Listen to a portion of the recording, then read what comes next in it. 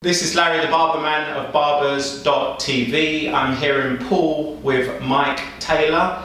Mike Taylor is the founder of the BBA, a multiple barbershop owner, an academy owner and an educator.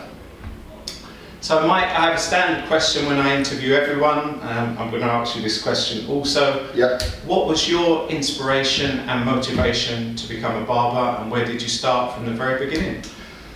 Right, my motivation, inspiration. I used to love going and having my hair cut. So back in the 80s, I'd say, I used to have a paper round, and the barber shop in my hometown of Basingstoke used to be absolutely packed from about 7:30 onwards. So on a Saturday, we used to work a bit later. So I'd go and get my ticket, deliver my papers, come back, and then I'd spend my money. It was £3.50 back then for a nice, short, spiky haircut. And I loved being in the barber shop. I loved everything about the barber shop. So that's why I wanted to be a barber. And my older brother's best friend was a barber. But the problem I had was when I left school, it was trying to get an apprenticeship. There was none in barbering, there was no qualifications in barbering. So I ended up having to go down the hairdressing route for the first 2 years. And then as soon as I'd learnt that, I went for interviews and got my first job in a proper barber shop, which actually sold fishing gear as well. So it was like doing haircuts and getting pints of maggots at the same time. Okay, and tell me, what kind of style are you specialising in right now in May 2016 in terms of haircuts when you are on the shop floor? I mean, it depends on what sort of client is coming in, how trendy they are. But I'm starting to see with the fashion, it's getting longer. It's there is still a lot of fades. I am still doing a lot of short work, but I am seeing the more trendier people are following. The work I'm doing is getting longer and longer. And your shops, because you've got 7 shops, which Yep. is a hell of an achievement. I mean, you must have the leadership skills of a prime minister and the patience of a saint. That's all I can say. Tell me what kind of unique services you offer in these shops. Well, unique services. A lot of the staff that work for me have been trained by me over the years, or if they haven't, I still do always up-to-date training. I just ask them to go that little bit further, make sure the hair's always dried off, make sure it's always styled, make sure that always correct advice is given, and little things like always put tonic massaged into the head to help you do crew cuts, and if you're doing fades, just giving that little bit extra, putting a blade around the neck, maybe flaming the ears, just going that little bit extra, not just next, a little bit more time spent and a little bit more quality. And tell me how you amass these 7 shops, Mike. Luckily I've got business partners in all of them bar one, so that I don't own them outright myself. They've all got business partners, so they're their babies, and that's the sort of model that worked for me. I mean, my first shop I got when I was 20, and then my brother come into it with me, and from there I've just grown and grown with shops. But basically, when someone's working for me, and I'm one of these sort of guys that's always up for a challenge, and someone says I want to do something with you, and I know a place, it sort of works like that. So it sort of comes together. There's no big business plan that I say, right, next one's here tomorrow. But it's something that if I find the right person and the right person likes working with me, we sort of work together and make it happen. Okay. And do you think owning an academy is pinnacle to succeeding with 7 shops? Yeah, I do. The academy is everything. So I bring everyone through, and around this area, everyone comes to me. They come to me for their barbers. They say, "Have you got any barbers coming through? When's the next barber coming through?" So that really works. And when you look at chains of shops, all the successful ones are run by education and academies. And a lot of people, they want to. I know there's no chain of barbershops. They want to do a chain of barbershops, but to me, unless you've got the education right and so you can have that standard, you're never going to achieve that. And I think education is fundamental on achieving that. Like Tony and Guy, it's got to start from the bottom. Okay. And when I was setting up the cameras, you told me you've kind of like got a chain system or a roll system in place to take them from the academy to the shop floor. Explain this Well, system to me. You can see like this academy at the moment. You're in the second floor bit. This is the second tier. So this is the middle stage. So I've got a stage out there, a big room where I do all the theory. They work on head blocks and they work doing their beginners cuts.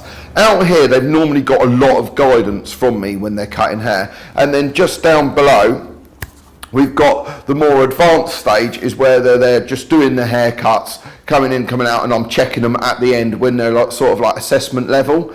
So they're sort of grading their way down the line of how good they are. And then my clients that come in that know it's a college, they come in and then they can sit on the bench and they sort of know. And like yesterday, someone said to me, I've got a real high, hard fade. I said, well, just wait for the two guys down at the bottom because they're just a little bit more advanced. Then I won't have to keep coming over and helping the student. So the student sort of gets it and then they know how they're progressing as well. And the BBA, you're the founder of it. Yeah. Tell me why you created the BBA. To give barbers a voice, there was nothing out there. Nothing at all. It was way back 2000 and something.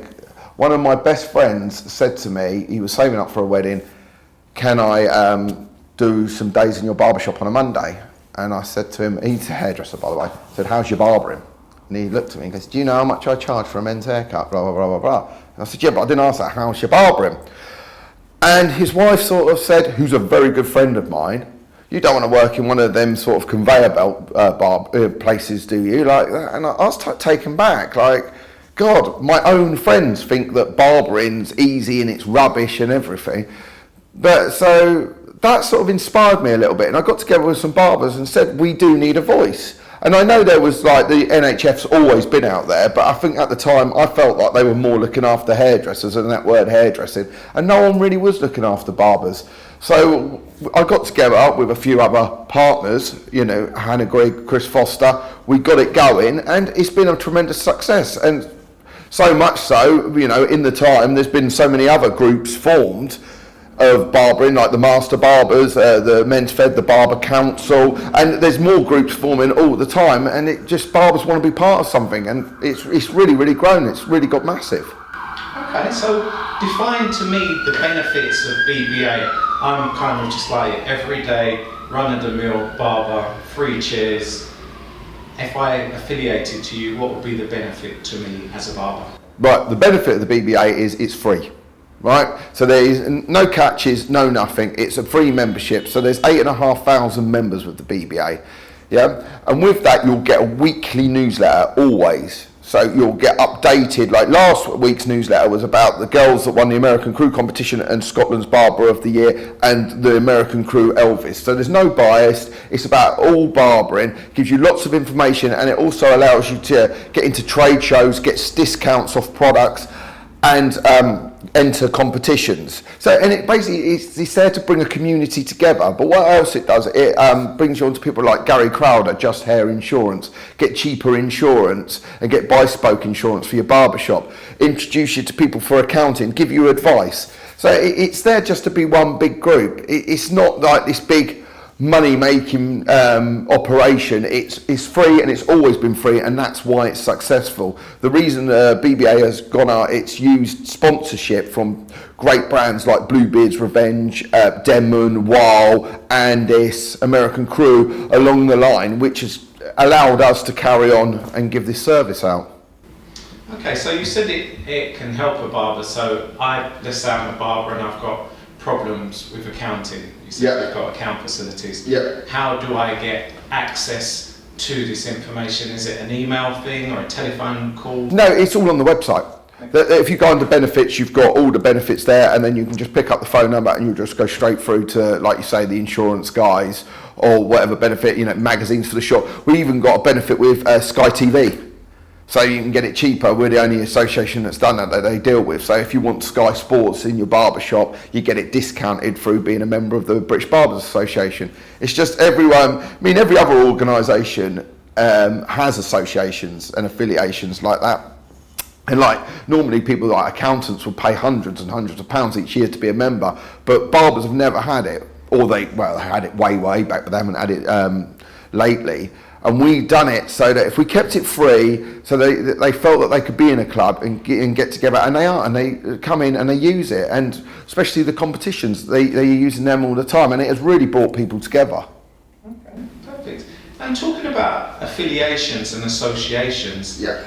Is there an association, an affiliation with the Barbering Council and the BBA? Some people kind of get confused by the two. Oh, it is confusing. What happened there was, I'll tell you the whole thing. I mean, we work very strongly with the Hair and the Barber Council, yeah?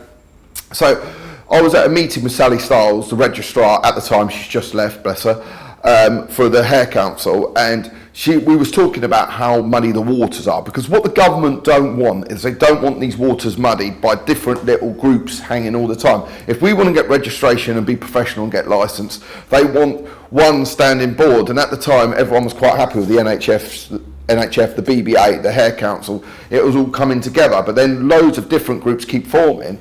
So we're sort of saying, if the British Barbers Association are saying something, people say, who are they to say that? Which they're correct. Who are we to say that? And same with the other groups that have been forming. Yeah. So what we sort of said together, well, why don't we invite one person from each sort of organisation with a voice, get them, call it the Barber Council, because the Hair Council is the only government-backed association, yeah, in the UK. So get them all round a table, and then we can come out as one voice. That was the whole point of the BBA, but as it's got fragmented, let's put it together again. And what we done, we invited Adam Sloan from the Men's Fed, Simon Shaw's on it from WAL, Jonathan King from Denman, then we got Gary Machin, Javier, who's the chair, Eric Lander, Javier, and BBA educator, myself, just from, so it's only me from the BBA that represents. And then we've got Rachel Gould from Modern Barber, and then we've got Gareth Clark, that's an educator, barbershop owner, Robert Ricks. So we've got so many people from different groups that can all come together, and I feel it works really well, but it just needs to be stronger. Their presence needs to be felt, because I do completely agree with you. People have got completely confused with it, but we have at the NEC on Monday the 23rd got something called Question Time, where everyone's invited to come in, question time style, fire the questions at the council, and the council will do their best to answer them. You know, we want it nice and positive, but it's like, this is what it is, this is, you know, there's no ulterior motive. It's no, you know, everyone there doesn't get paid to be there. We all pay our own expenses. There's not even a sandwich laid out. We have it after lunchtime so that we can all eat beforehand. You know, what's been said about is completely untrue, and we have a space every time where someone can come as a guest spot so they can see what goes on to report back to other people to say, yeah, this is what we're trying to do. And what is your stance on state registration, personally? I would love it to happen. I feel that we need to be more professional. I feel we need to have something that to say we're a professional. If you ask any of your clients, do you know that you could open a barbershop or a hairdresser's tomorrow? They're just, what? I don't think anyone of the public know, you know, that they're not in safe hands. So it needs to happen. And people go out there and say, well, what about me? I haven't got a qualification, blah, blah, blah. And that's absolutely cool. That's fine. Because in the old days, like I said, if my dad was a barber when I left school, he would have taught me, and I wouldn't have gone down the hairdressing route first, and I wouldn't have had a qualification. You know, but it's got to start somewhere. And when it started with the doctors, anyone that was trading as a doctor was a doctor. But from that day dot, everyone else had to go through rigorous training to be a doctor. So anyone's trading in a barbershop or a hairdresser out there, we're not taking your trade away. You'll have grandfather, as it were, rights. But from this day, say it was today, the 5th of May 2016, anyone leaving school this year will have to have a qualification. There'll be no more of this, oh, so-and-so taught me, or I learned off YouTube, and then I've opened a shop. Which I think's just, you know, when you're using chemicals and blades, it's needed, really. So, Mike, tell me, what are you personally doing to bring state registration about?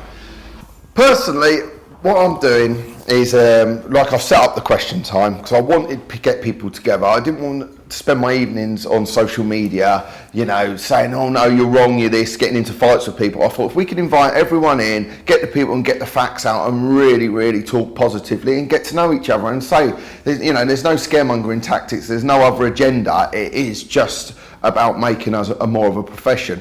I also work on stage for the Barber Council and do as much as I can for the Barber Council and promote it. And I was actually the person that put the word barber in everyone's certificate. Well, I weren't the person. What happened was me and Sally Stiles met together, and I think she sort of said, what's happening with the BBA? Are you trying to do what we're doing? I said, no, we want to support what you're doing. And she said, I don't get a lot of support from barbers. And I said, but it's because it's the word hairdresser, hairdressing council. I said, there should be state registration for hairdressers and state registration for barbers.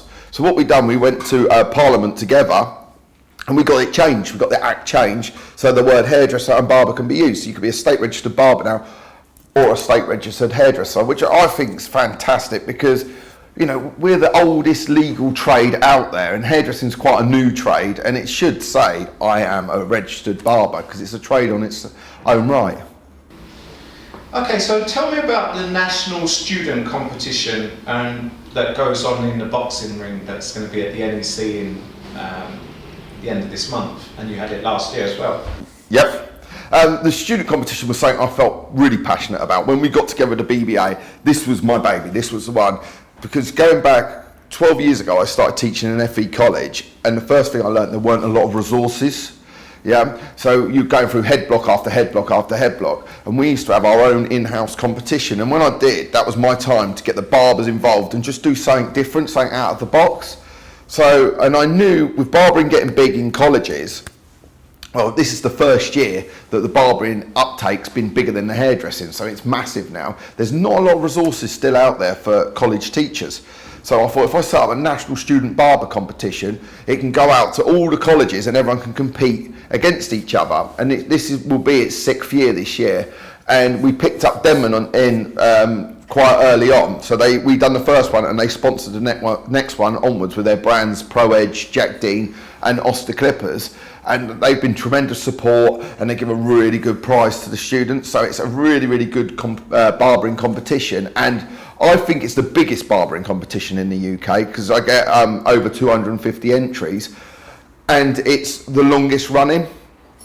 But the boxing ring, what we do there is we find Britain's pattern master and Britain's shaving master, which we do with Bluebeard's Revenge and Andis. And with the shaving, we go around the country and we see who's the best shavers for every region, and the top 8 go into the boxing ring, which would be all day Sunday at the NEC, and go down to the champion. So this will be our 3rd year, and with the patterns we go online, vote, and the top 4 go in the ring, and then we also do Britain's best barber. So it is a really, really good competition, and we get hundreds of people around that ring, and everyone loves it, the drama in it all, and the shaving and the patterns, it's just out of this world, the standard.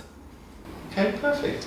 I mean, it seems like you live, sleep and breathe BBA. I mean, you're listening to you talk, you're very passionate about it all. But I hear that you actually are leaving the BBA. Yeah, that's correct. It's probably more that it is sleeping. It's taken over my life, I'd say, for the last 7 years. So now I think it's my time to do my own thing. I've been educating for 12 years, I've been barbering for 26 years, but I think I want to concentrate on my stuff and do my own thing now. I think I've taken the BBA as far as I can sort of take it, and it's my time to go off and do other things and work with other people. Okay. And these other things and other projects are? I don't know yet. I mean, I wouldn't mind being here more because I'm employing a lot of teachers to do my work, and I like to teach my own students. But yeah, well, whatever's about. I'm quite interesting because I'm a bit of a gambling man. So I'm leaving the BBA at the end of May, and I'll see if anything comes in to work with people and different things, which I think would be fantastic. And if it don't come in, I think I'll be more than busy with my own training and my barbershops. So yeah, I just think sometimes you need a change. Okay, so talking about barbershops, your academy is connected to your barbershop. Tell me the kind of courses that you offer here. Well, I do MVQs, yeah, which are a year. I do MVQ level 2 and 3, and then I also do day courses. I do shaving, fading, introductory to barbering, which is all on the head block. Basically, that is, you're not learning the barbering in a day, you're learning whether, at the end of the day, you'll know whether you want to be a barber or not. And then I do a hairdresser to barber one for a day, which, as this is mine, and the problem is when I've taught for other people, is finding models. But if the hairdresser to barber one, for instance, I'll get you 5 or 6 haircuts, and they'll come through the door, and they won't be any type of haircuts. There'll be any normal guy, and it'll be a hairdresser that'll be cutting them. And I'll say, okay, if you do this round this way, this is a barbering way, it'll be a lot easier and a lot cleaner. And it's just, they're sort of getting little tips, and it really, really works. With the introduction one, at the end of it, they're sort of like, brilliant, I love it, I want to be a barber. Or sometimes I've had it where they think, actually, I didn't think it'd be as hard as this. Well, actually, they all say that, even just picking up a section. And then the shaving one, brilliant, everyone wants to shave and do shaving, so it works really well. And what I do is I normally run my courses here on a Tuesday, and then I do my MVQs on a Monday and a Wednesday. As somebody who has 7 shops, you obviously know a fair bit about marketing. I mean, what kind of tips or advice could you give to someone with, I don't know, one barber shop who wanted to up their marketing game to obviously get more bums on seats? The first thing I would say, marketing-wise, is social media now. I think it works so well. You know, the days of putting leaflets through doors, I think, have gone. I think social media. But the best marketing is your clients, the ones, you know, if you look at it, the way I try and look at it is, try and retain 80% of clients who walk through the door. You're not going to retain everyone because not everyone's going to live around the area. But if you do as much as you can, really good service, look them in the eye, and they know you, they should come back, and then it will just build and build and build and build. And that's what barbershops does. Every time I've opened a barbershop, when I opened my first one, I got a big shock of how quiet it was and how long it took me to build. So, you know, don't be scared, I think, in the first couple of years, if you're not making them, you're just getting there, because once you've got there, men are sheep and they will just go to the same place time and time again, and you've really got to mess it up. So I'd say in this day and age, just look after your clients, social media, and the competitions do help. If, you know, all the ones that we've entered, you can get so much local publicity from it. And if you pay for an advert, it just gets overlooked and it's £500. If you pay for a nice photo shoot, enter a few competitions and get somewhere, you get a write-up for free, and people are more likely to read a write-up than they are just a printed advert. The moral of the story is kind of put yourself out there, yeah, other than taking money out of your pocket and doing advertising. Yeah, I mean, I'm a bit of a tie-arse. I'd definitely say, yeah, put yourself out there. And if you have entered a competition, you can get a little press pack or story with it. That's much better on social media than it is putting the times of what time you're going to be open every day or something like that. It's just getting yourself out there, get yourself involved. You know, if there's anything going on in the community, just get out and say, yeah, I'll help and stuff like that. And then you just get yourself out there and get yourself known. 25 years is a hell of a long time in barbering. Yeah. Could you define what your one greatest day was, or moment in barbering over the 25 years? God, that's a hard one. My greatest day, I mean, I don't know, we've all had good days and really bad days, but I wouldn't say, I don't know, opening my first shop, I'd say, was a massive, every time I open a shop, I'm really, really buzzy. But yeah, my first shop, I'd say, was a great day.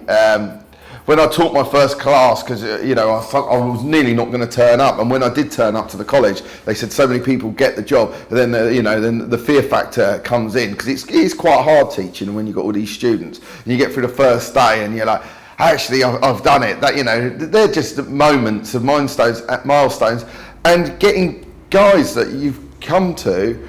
And when they've achieved sort of like their first cut, or when they achieve their MVQ, or they get their job, I mean, it's all them things that are really rewarding. I mean, a lot of the time I prefer teaching people from the scratch to get their first job than I do barbers or hairdressers that are quite advanced, like trying to teach them a technique, because I just think, you know, I've done that, I've got them, and you've sort of nurtured them, and now they're off doing the career that they wanted to do. Okay. And it's really poor. It's about 9% of MVQs actually end up working in the industry. But I can't say 100%, but near on 100% of the people I teach, if they're turning up and we get through it, they end up working in the industry. And you know, so that's my thing to detail of where they do about 150 to 200 haircuts at least, and I make sure that they're half decent. And when they leave, they know that they're still sort of training. So at barbershop they go into, they've still got a hell of a lot to learn. And I make sure the barber that I place them with knows that you know, don't start picking on and expect too much, you know, because they've only been with me a year. They can get around a haircut, but they still need your support. So it sort of works really well. Okay, so this is something that gives you fulfillment. Tell me what you're dissatisfied with right now in the trade that you would like to see immediate change with. Dissatisfied with, I don't know, I mean, barbering's buzzing and it's never been so big and never been so good. So there's not a lot to be ever dissatisfied with. But I would say that a lot of people, there's a lot of egos going on at the moment, and it's like, who's this, and I feel that. But whenever I meet people, I feel, oh, cool, he's a great bloke, or he's a great guy, and I just feel like, I don't know, there's a lot of infighting goes on, and people don't even know people. But I think when I'm at the trade shows and you get to know these people, you're like, cool, he's a really nice guy, actually.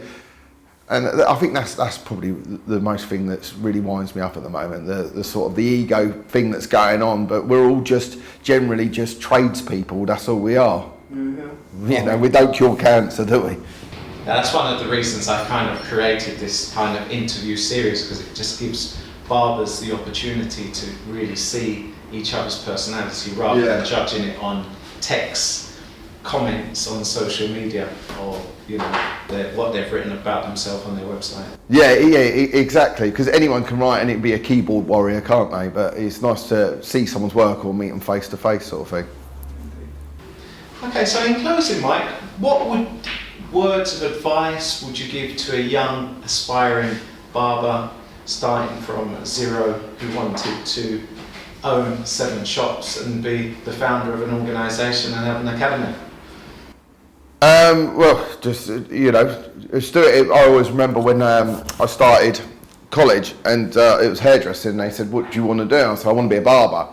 They said, yeah, we know that, Mike. What do you want to do, your barbering? I said, well, what do you mean? They said, how far do you want to take it? I said, one day I'll have a shop. And they said, is that it? And I said, yeah, that's enough, innit? At the time, that was my dream. And they said, do you know you can work on stage, you could be doing makeup, you could be going around the world? And this was my teacher telling me this. And I was like, yeah, whatever, I just want my own shop, that'd be cool. And I just see that she's so right. And I just think in this industry, you can make as little of it or as much of it as you want. And that's what I sort of say to people. I think a lot of people with their sons or daughters say they want to get into hairdressing and barbering, think, oh, like it's a cop-out thing, but it's not. I know multi-millionaires that are hairdressers and barbers, and I know people that just do their friends' cuts and their auntie's cut every other weekend for a bit of pocket money. So I just think in this industry, we are the biggest employed sector of the whole UK. The world's your oyster. I mean, I was never the best in my college class or an absolute natural, and I think you can make as much of what you want with this trade or as little. It's completely, you know, the ball's in your court, as it were. So basically you're saying when you come into the industry, have a clear-cut plan. No, well, I'd say when you come into the industry, just don't stop learning, don't stop working, and don't stop believing. Just keep doing what you want to do. You know, if you feel like, yesterday I was with Bluebeard's Revenge, and how they've built that company is fantastic, and they have an idea and the MD of it just runs with it and says, yeah, that's cool. We just don't let little things hold him back. And the reason I got my first shop, it weren't no business plan. I was 20 in Newbury, but I was renting a chair, and the guy tried to put my rent up double, and the estate agent said you could have that shop over there for that. And I thought, well, yeah, I'll do that then. Why do I want to pay him double? You know, just because I've got my chair busy, I'll go for it. I'll take the risk. And so many people said, you're far too young, you shouldn't be doing that, blah, blah, blah, blah, blah. But I took the risk and I've done it my way, and it was, you know, it was my thing and I loved it. And same with the BBA, God, knocking doors, you know, I've never been paid for the BBA, it's just run out of passion. But what it has done is give me, you know, quite a nice profile to work with. So it's just, you know, what you want to do and how much determination you want to put to it. Okay. Mike, thank you very much for that interview. Cool, man, thank you. Again, talking about people get to know you better. After this goes out, I'm sure people will get to know you a lot better. We've definitely got a clear understanding of what the BBA is and whatever you decide to do after the BBA, I wish you the very best of luck and success. Thank you, man. Thank you, Larry.